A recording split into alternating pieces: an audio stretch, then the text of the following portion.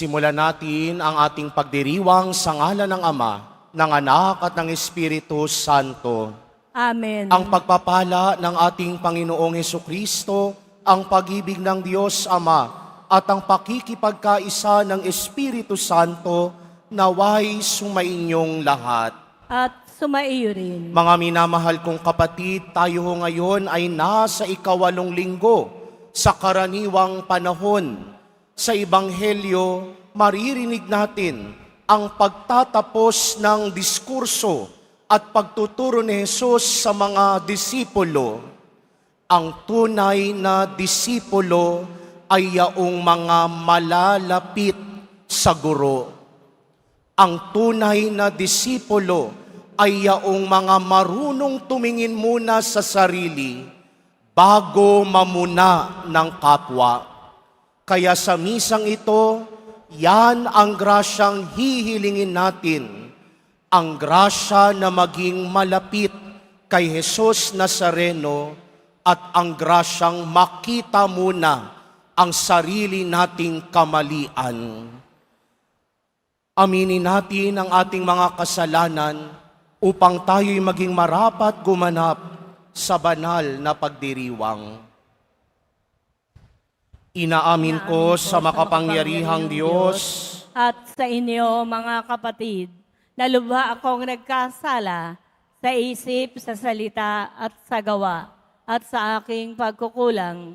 Kaya isinasamo ko sa mahal na Birheng Maria, sa lahat ng mga anghel at mga banal, at sa inyo, mga kapatid, na ako'y panalangin sa Panginoong ating Diyos. Kaawaan tayo ng makapangyarihang Diyos, patawarin tayo sa ating mga kasalanan, at patnubayan tayo sa buhay na walang hanggan. Amen. Panginoon, kaawaan mo kami. Panginoon, kaawaan mo kami. Kristo, kaawaan mo kami. Kristo, kaawaan mo kami. Panginoon, kaawaan mo kami. Panginoon, kaawaan mo kami. Papuri sa Diyos sa kaitaasan.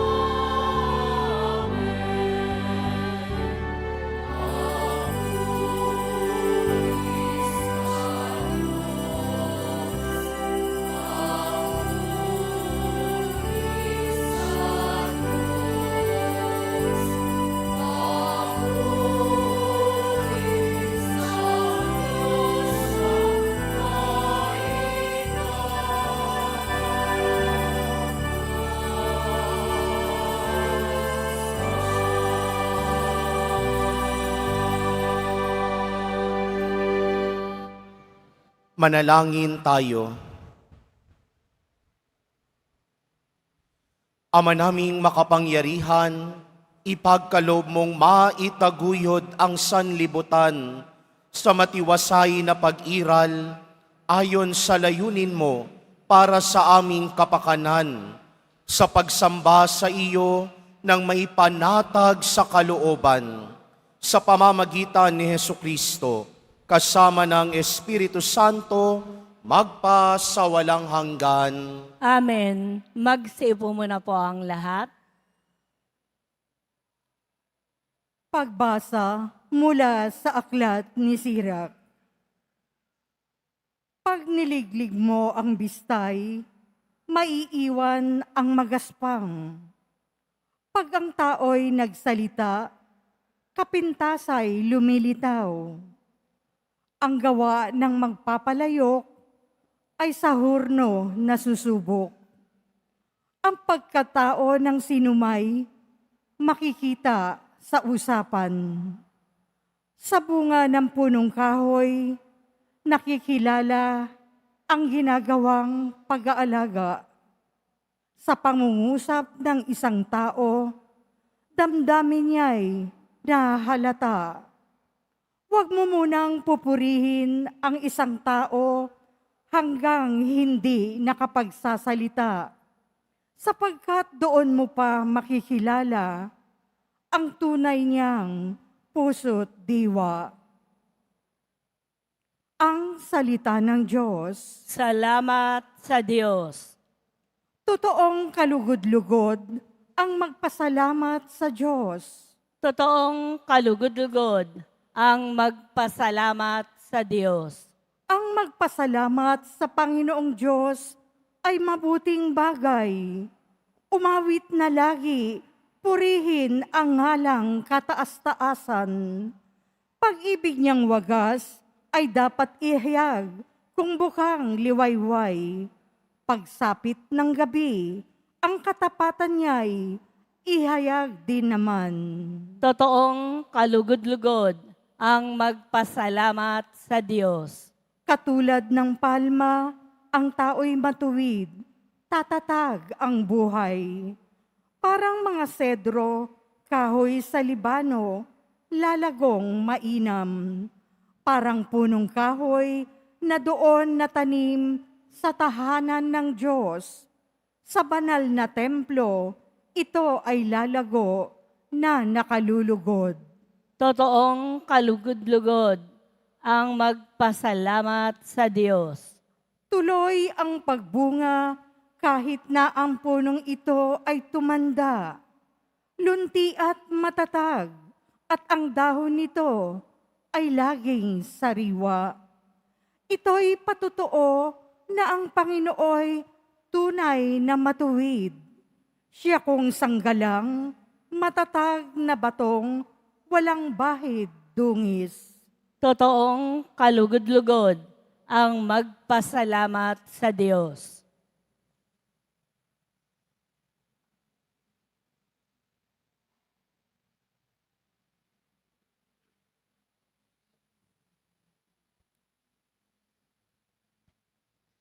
Pagbasa mula sa unang sulat ni Apostol San Pablo sa mga taga-Korinto. Mga kapatid, kapag napalitan na ng walang pagkabulok ang nabubulok at napalitan na ng walang kamatayan ang namamatay, matutupad ang nasa saad sa kasulatan. Nalupig na ang kamatayan, ganap na ang tagumpay. Nasaan o kamatayan ang iyong tagumpay? Nasaan o kamatayan ang iyong kamandag? Ang kamandag ng kamatayan ay ang kasalanan, at ang lakas ng kasalanan ay nagmumula sa kautusan.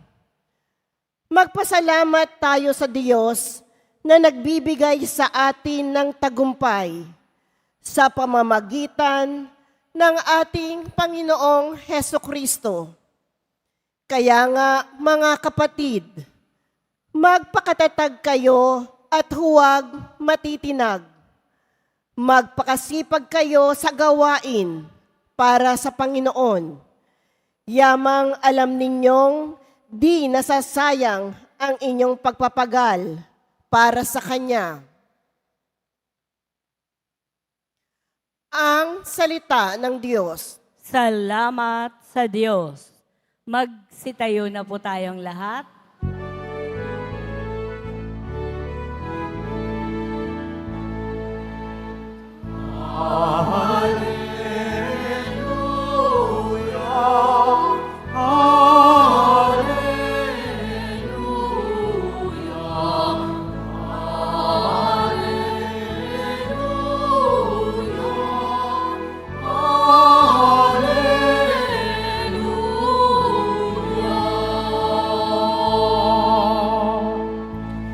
Sa daigdig ay laganap, liwanag na sumisikat, ang salitang buhay ng lahat.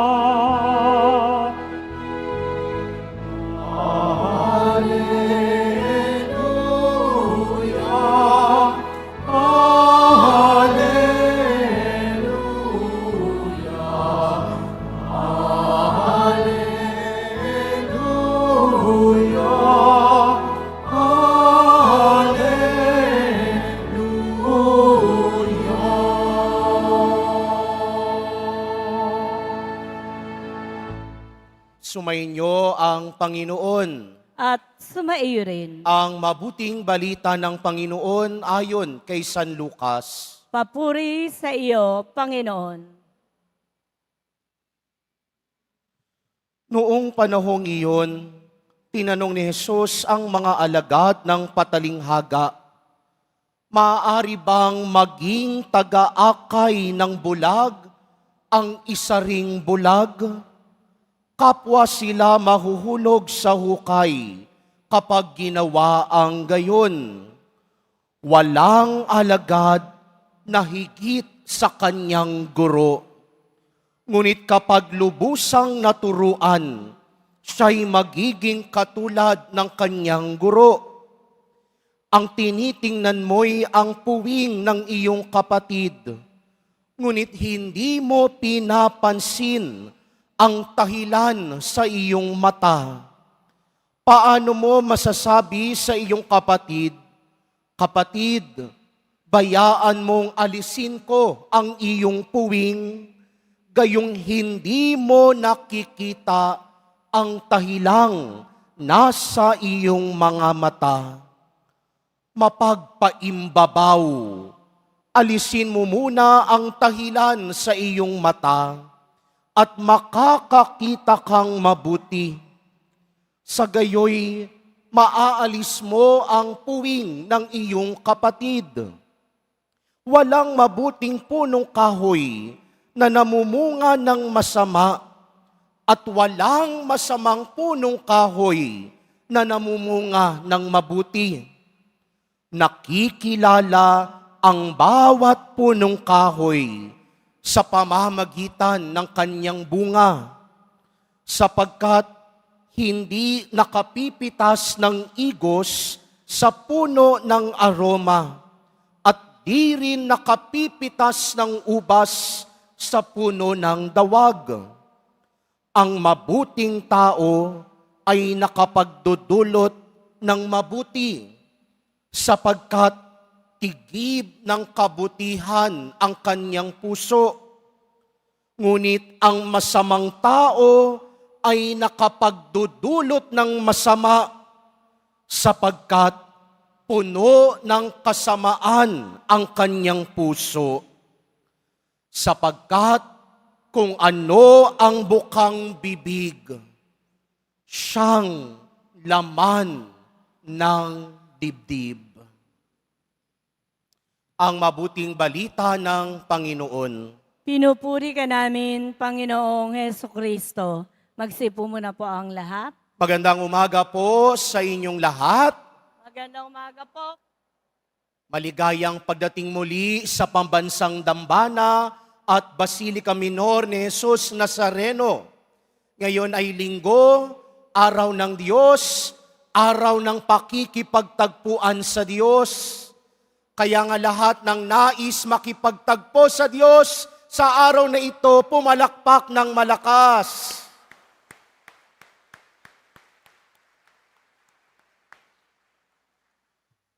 Isa sa mga hindi malilimutang panalangin, ang lagi kong dinadasal nung ako ay batang seminarista lamang, ay yaong panalangin na itinuro ni San Ignacio ng Loyola.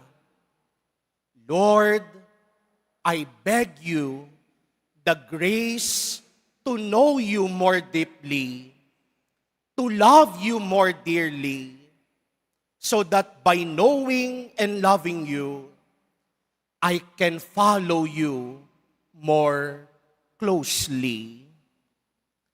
Ang grasya na makilala si Jesus ng lubusan, ang mahalin siya ng malaliman, nang sa ganon, sa pagkakilala at pagmamahal, masundan ko siya ng malapitan. Mahalaga dito ang salitang malapitan. Dahil kung nais mong makilala talaga ang isang tao, hindi sapat ang isang araw, hindi sapat ang isang linggo, hindi sapat ang isang buong taon para makilala ng lubusan ang isang tao. Bagkus, kung nais mong makilala ng lubusan ang isang tao, kailangan mong maging malapit sa taong yaon at hinihingi ng pagiging malapit ang pagbabago ng pananaw at pagtingin sa taong iyon. May nagsasabi, first impressions will always last. Kung paano mo daw unang nakilala ang isang tao, sabi nila, ganun mo na daw siya makikilala habang buhay. Pero sa pagkakakilanlan natin kay Jesus, napansin nyo, habang tumatagal, habang lumalaon, habang lumalalim, hindi na lang natin nakikilala si Jesus Nazareno na namatay at nagpakasakit sa krus. Bagkus sa katagalan ng pagkakilanlan natin kay Jesus Nazareno, nagiging malapit tayo at nagiging karugtong sana ng buhay natin ang buhay na meron si Jesus Nazareno. Kaya nga yaan ang isa sa mga indikasyon ng totoong disipulo. Hindi lang kilala si Jesus, bagkus malapit siya kay Jesus Nazareno at kaalinsabay at katumbas ng pagiging malapit ay ang pagbabago ng pananaw, ng pagtingin at pag-iisip dahil nais niyang maiugnay ang buhay na meron siya sa buhay ni Jesus Nazareno. Sa unang pagbasa, narinig natin mula sa aklat ni Sirach. Paano mo daw makikilala ang isang tao? Sabi ni Sirach, kapag ang tao'y nagsalita, kapintasay lumilitaw. Ang pagkatao ng sinumay makikita sa usapan. Sa pangungusap ng isang tao, damdamin niya'y nahahalata. Ibig sabihin, sa salita at sa pangungusap mo lamang makikilala ang totoong saloobin ng isang tao. Makikita mo ang totoong nilalaman ng puso ng isang tao sa bawat salita at gawang ipinapakita nito. Kaya nga ang bilin ni Sirach sa unang pagbasa, huwag mo munang pupurihin ang isang tao hanggang hindi nakapagsasalita. Minsan, nakita lang natin ang galing magsalita, ang husay magsalita, mabubulaklak na salita ang ginagamit. Pero kapag nalapitan mo na, kapag tumagal mo na siyang nakikita, minsan, iba pala ang ipinapakita niya sa panlabas. Parang pag nanliligaw ka, kapag yung tao nanliligaw sa iyo, mga mabubulaklak na salita ang sasabihin. Ang ganda mo, ang gwapo mo, text man, hindi kita pagtataksilan. Ikaw lang ang nag-iisang hiyas ng buhay ko. Mabubulaklak at magagandang salita ang sinasambit. Pero sa kinatagalan ng pagsasama, lumalabas ang totoong pagkatao. Kaya makikilala mo ang isang tao, hindi sa panglabas, hindi sa mga bagay na kung ano ang meron siya. Pero makikita at malalaman mo ang saloobin ng isang tao sa pamamagitan ng mga salitang lumalabas sa kanyang mga labi. At sa Ebanghelyo, narinig natin ang pagwawakas ng mahabang pagtuturo ni Jesus patungkol sa pagiging disipulo. Naalala niyo ba yung Ebanghelyo 2 Sundays ago? Anong sinabi ni Jesus? Mapapalad ang mga aba. Nasaan si Jesus? Nandoon sa kabrulan sa isang patag na bundok, nagtuturo sa napakadaming tao. At bahagi at wakas ito ng pagtuturong iyon. Anong sabi ni Jesus sa simula? Walang alagad na higit sa kanyang guro. Ngunit kapag lubusang naturuan, siya ay magiging katulad ng kanyang guro. Ganon din naman, walang nagiging disipulo ni Jesus nang hindi nagiging malapit sa Kanya, nang hindi nakakakilala at natututo sa Kanya. Walang disipulo na nananahimik lang kahit nakikita na ang mali at katiwalian ng kapwa.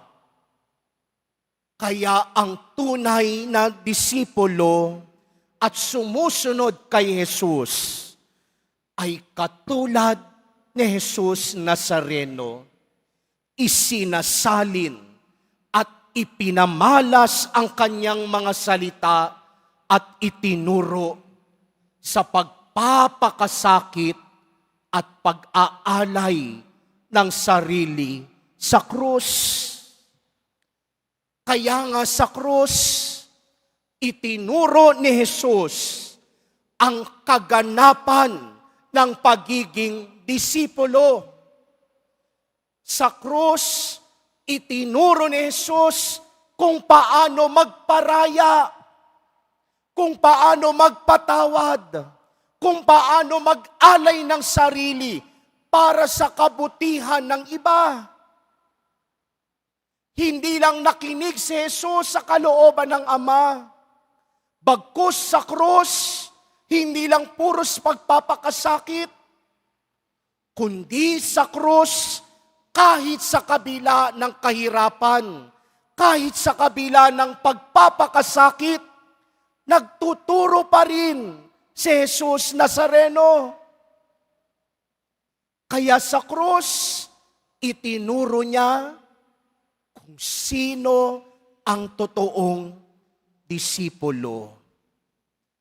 Ang totoong disipulo na isasalin ang salita sa gawa, na isasalin ang pinakikinggan sa pag-aalay ng sarili para sa iba. Ang totoong disipulo, malapit kay Jesus, nagbubuhat ng krus, at katulad ni Jesus, nag-aalay ng buhay para sa kapwa.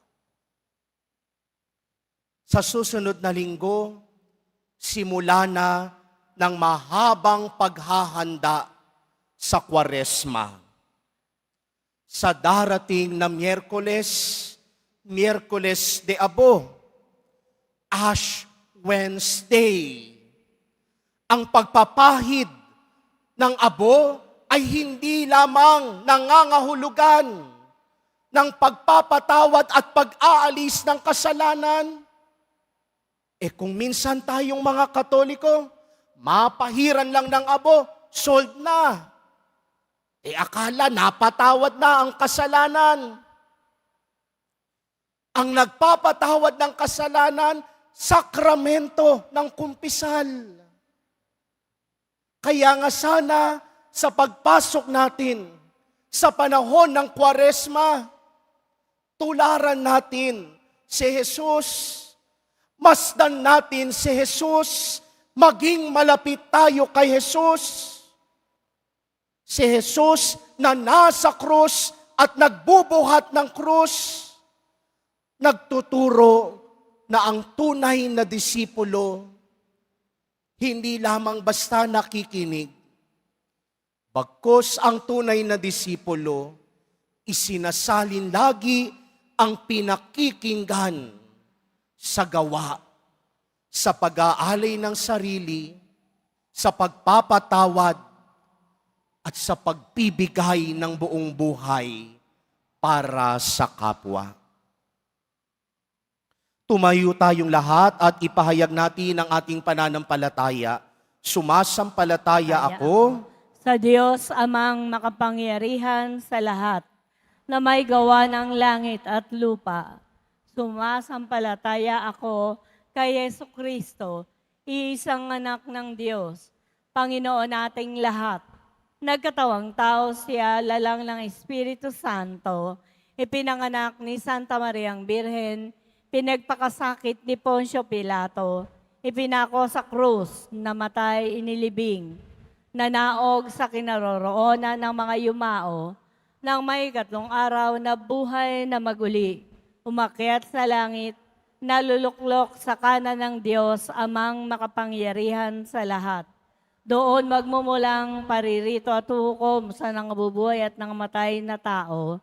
Sumasampalataya naman ako sa Diyos Espiritu Santo, sa banal na simbahang Katolika, sa kasamahan ng mga banal, sa kapatawaran ng mga kasalanan, sa pagkabuhay na muli ng nangamatay na tao, at sa buhay na walang hanggan.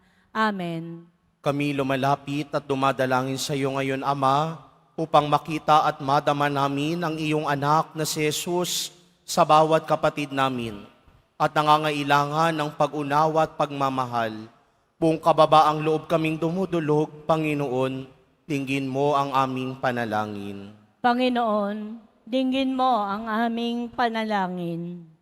Maging tunay na lingkod at pastol nawa ang aming Santo Papa, mga obispo, pari at diakono, upang makaakay nila ang bawat binyagan tungo sa Diyos sa pamamagitan ng kanilang pangunawa at pakikinig.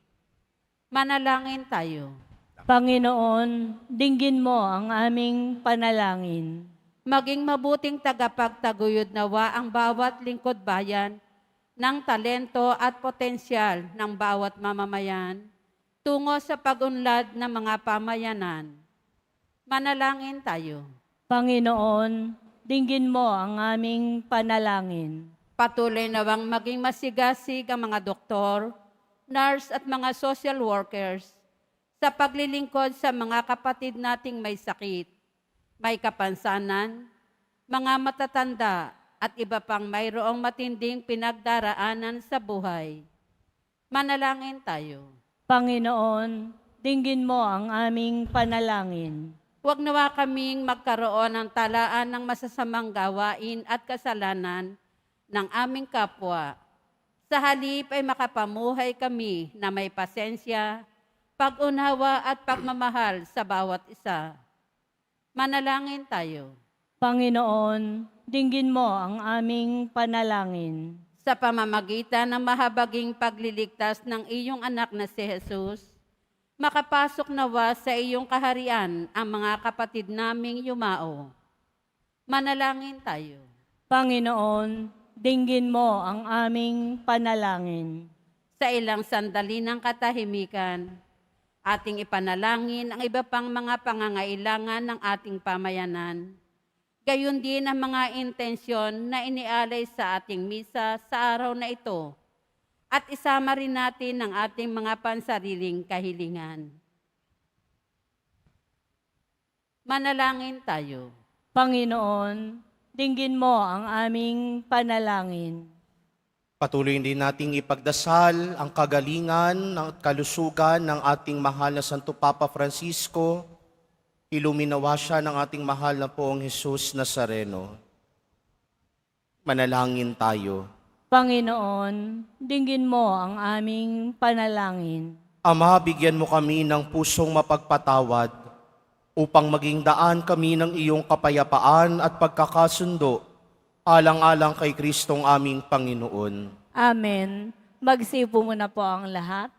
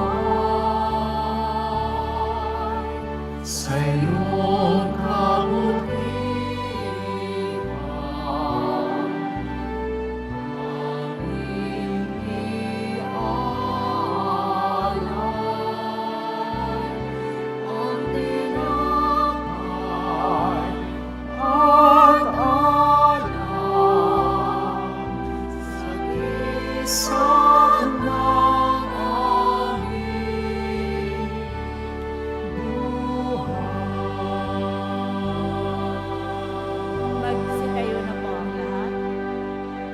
Manalangin kayo mga kapatid upang paghahain natin ay kalugdan ng Diyos amang makapangyarihan. Tanggapin nawa ng Panginoon itong paghahain sa iyong mga kamay, sa kapurihan niya at karangalan sa ating kapakinabangan at sa buong sambayanan niyang banal. Ama naming lumikha, ipinagkaloob mo ang mga dapat ialay upang aming sambahin ang iyong ngalan.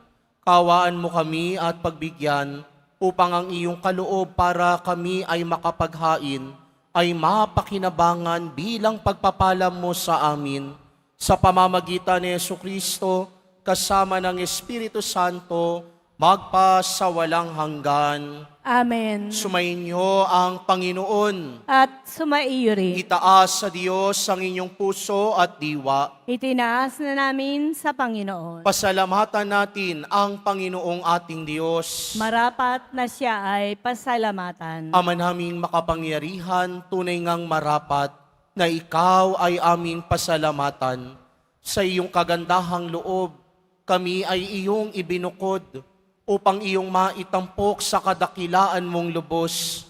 Kahit na ikaw ay aming tinalikdan dahil sa aming pagkasalawahan, gumawa ka pa rin ng magandang paraang may manguna sa amin para ikaw ay balikan.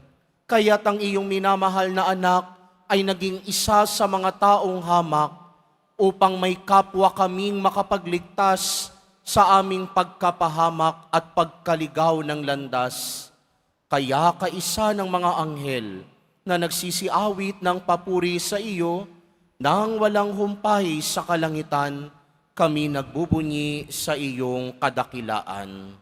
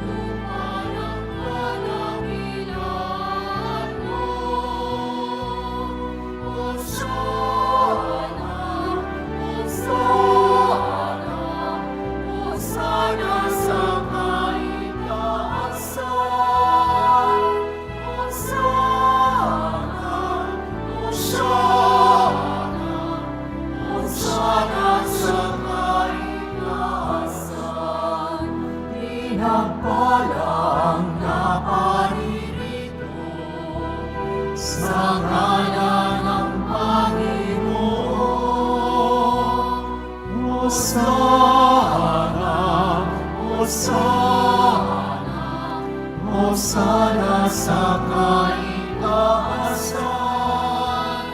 Hosana, Hosana, Hosana sa kaitaasan. Magsilod po ang lahat. Ama naming banal, ikaw ang bukal ng tanang kabanalan.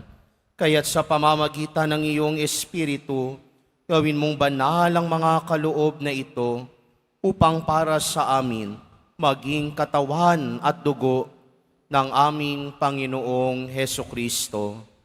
Bago niya pinagtiis ang kusang loob na maging handog, hinawakan niya ang tinapay, pinasalamatan kaniya, pinaghati-hati niya iyon, iniabot sa kanyang mga alagad at sinabi, "Tanggapin ninyong lahat ito at kanin, ito ang aking katawan na ihahandog para sa inyo."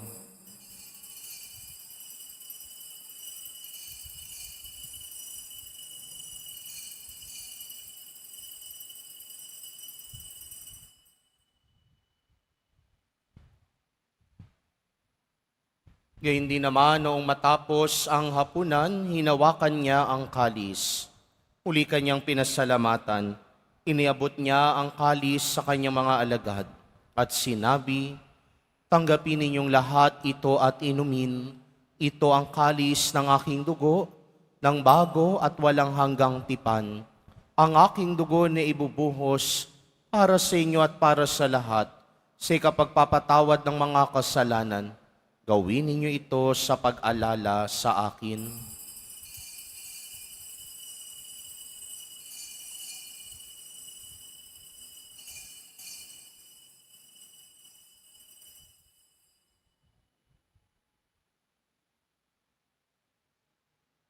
Magsitayo na po ang lahat. Ipagbunyi natin ang misteryo ng pananampalataya. Si Kristo'y namatay, si Kristo'y nabuhay, si Kristo'y babalik sa wakas ng panahon. Ama, ginagawa namin ngayon ang pag-alala sa pagkamatay at muling pagkabuhay ng iyong anak. Kaya't iniaalay namin sa iyo ang tinapay na nagbibigay buhay, at ang kalis na nagkakaloob ng kaligtasan. Kami nagpapasalamat dahil kami iyong minarapat na tumayo sa harap mo para maglingkod sa iyo. Isinasamo namin kaming magsasalo-salo sa katawan at dugo ni Kristo ay mabuklod sa pagkakaisa sa pamamagitan ng Espiritu Santo. Ama, lingapin mo ang iyong simbahang laganap sa buong daigdig. Puspusin mo kami sa pag-ibig kaysa ni Francisco na aming Papa at ni Jose na aming Obispo at ng Tanang Kaparian. Alalahanin mo rin ang mga kapatid naming nahimlay na may pag-asang sila'y muling mabubuhay, gayon din ang lahat ng mga pumanaw.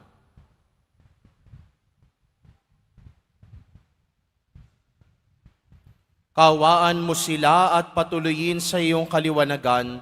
Kaawaan mo't pagindapatin kaming lahat na makasalo sa iyong buhay na walang wakas kaysa ng mahal na Birheng Maria na ina ng Diyos, ng kabiyak ng puso niyang si San Jose, kaysa ng mga apostol ni San Juan Bautista at ng lahat ng mga banal na namuhay dito sa daigdig ng kalugod-lugod sa iyo, maipagdiwang nawa namin ang pagpupuri sa ikararangal mo sa pamamagitan ng iyong anak na aming Panginoong Hesukristo.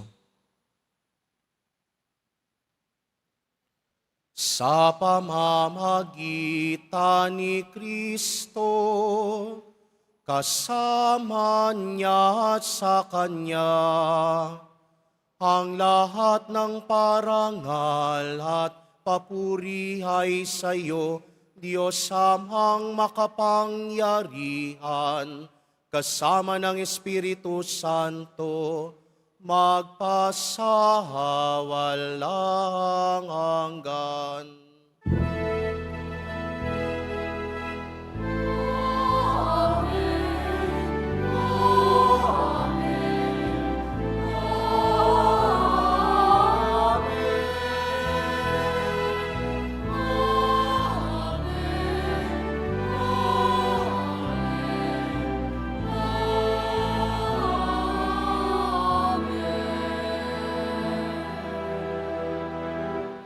Sa tagubili naman nakagagaling na utos at turo ni Jesus na Panginoon natin at Diyos, ipahayag natin ng lakas loob. Ama namin, sumasalangit ka. Sambahin ang ngalan mo. Mapasa amin ang kaharian mo. Sundin ang loob mo dito sa lupa para nang sa langit. Bigyan mo kami ngayon ng aming kakanin sa araw-araw at patawarin mo kami sa aming mga sala para ng pagpapatawad namin sa nagkakasala sa amin. At huwag mo kaming ipahintulot sa tukso at iadya mo kami sa lahat ng masama. Iniling namin kaming iadya sa lahat ng masama, pagkalooban ng kapayapaan araw-araw, iligtas sa kasalanan at ilayo sa lahat ng kapahamakan, samantalang aming pinananabikan ng dakilang araw ng pagpapahayag ng tagapagligtas naming si Hesukristo. Sapagkat iyo ang kaharian at ang kapangyarihan at ang kapurihan magpakailanman. Amen. Panginoong Hesukristo, sinabi mo sa iyong mga apostol, kapayapaan ang iniiwan ko sa inyo, ang aking kapayapaan ang ibinibigay ko sa inyo. Tungayan mo ang aming pananampalataya at huwag ang aming pagkakasala. Pagkalooban mo kami ng kapayapaan at pagkakaisa ayon sa iyong kalooban, kasama ng Espiritu Santo, magpasawalang hanggan. Amen. Ang kapayapaan ng Panginoon ay laging sumainyo. At sumaiyo rin. Magbigayan kayo ng kapayapaan sa isa't isa.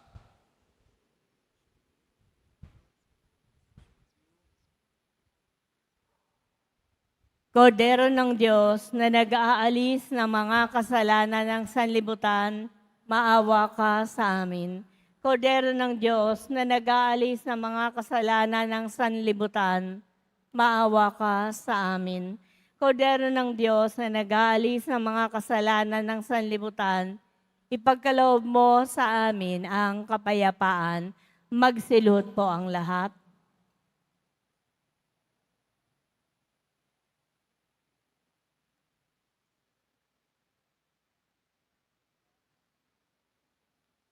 Ito si Jesus, ang kordero ng Diyos, na nag-aalis ng mga kasalanan ng sanlibutan. Papapalad ang mga inaanyayahan sa kanyang piging. Panginoon, hindi ako karapat-dapat na magpatuloy sa iyo, ngunit sa isang salita mo lamang ay gagaling na ako.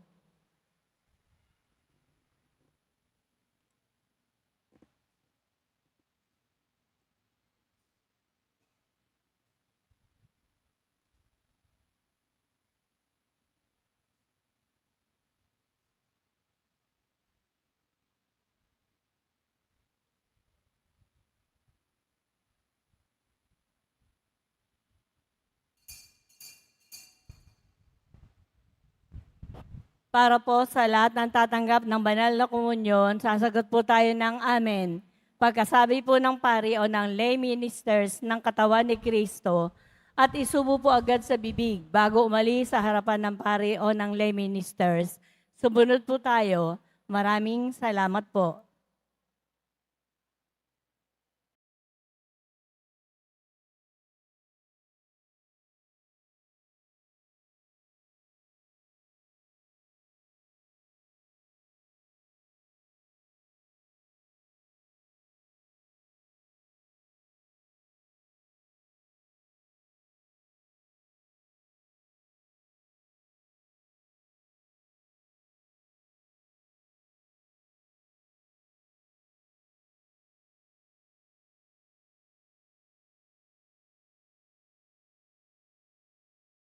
Magsitayo na po ang lahat. Manalangin tayo.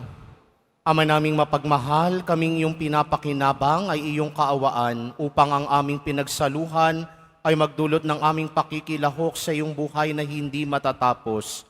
Inilug namin ito sa pamamagitan ni Jesucristo, kasama ng Espiritu Santo magpasa walang hanggan. Amen. Sumainyo ang Panginoon. At sumaiyo rin. Mahal na pong Jesus Nazareno, inihayag mo sa pamamagitan ng krus ang walang malo na pag-ibig ng Diyos sa sangkatauhan. Pakinggan mo ang kahilingan, lalo na para sa mga nangangailangan ng iyong tulong at awa.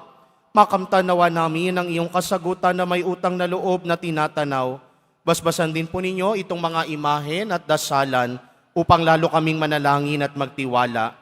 Sa pamamagitan ng bendisyon na ito, naway lalo kaming maging mapaglingkod, masunuri na tapat sa iyo, naming maluwalhating Panginoon, magpa sa walang hanggan. Amen. At pagpalain at pag-ingatan kayo lagi ng makapangyarihang Diyos, Ama, Anak at Espiritu Santo. Amen. Naialay na ang banal na misa, umayo kayong taglay ang pag-ibig at kapayapaan ng poong Jesus Nazareno. Salamat sa Diyos.